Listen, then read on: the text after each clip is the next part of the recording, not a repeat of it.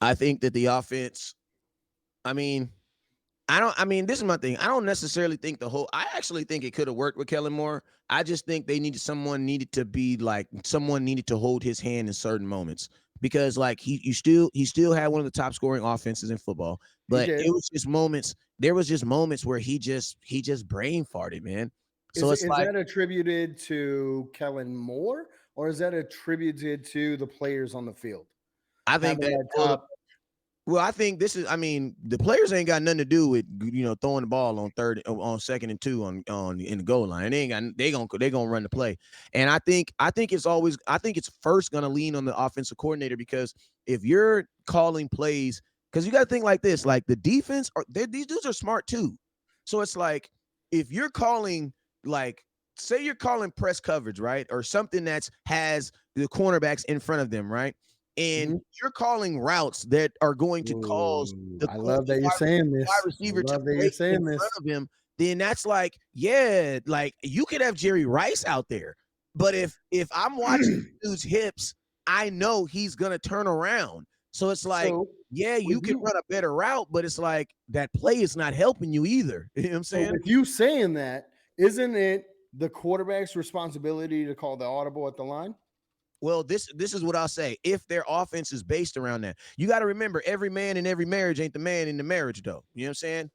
That's not how it works at everybody's house. You know what I'm saying? I Because get that, but when you look at like the elite quarterbacks like Aaron Rodgers, Peyton Manning. I don't know if Aaron Rodgers was elite this year though.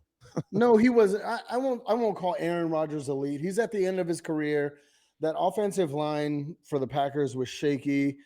They need a whole lot of work in Green Bay, and I don't think Aaron Rodgers is there next year. I think he goes to the Raiders. I But do too. still, he to me, like I think that is the job of the quarterback, right? Because you do have your OC, right, who's calling the plays, but you have to be that field general, right? You have to be that coach on the field.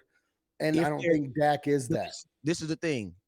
We can't I'm gonna have to say this. You can't make that assessment on him though, because they may not be asking of that from Dak. That's why I say that like every man in every marriage isn't the man in every marriage, because that may not be the way. Because I don't, and I'm gonna keep it real with you. I don't even think Dak had that ability. I'm not saying he didn't have that ability to audible, but you guys got to remember, man, like realistically, people only care about players audibling when the play don't work.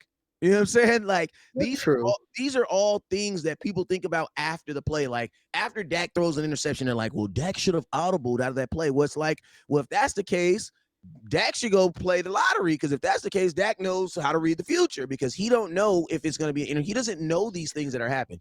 And we also got to think like this. In a Kellen based offense where it was based a lot upon like option routes, where it was almost like you had to read the play and read what the wide receiver was doing, I don't think there was a lot of audibles. You got to think like this. In a system where there is option routes, there's no need for audibles, because the wide receiver is already running an option. He's already running an I audible. get it. I So mean, I don't. That's why I say I don't even. And I'm gonna tell you this right here. I know for a but fact they didn't let but Tony. do you think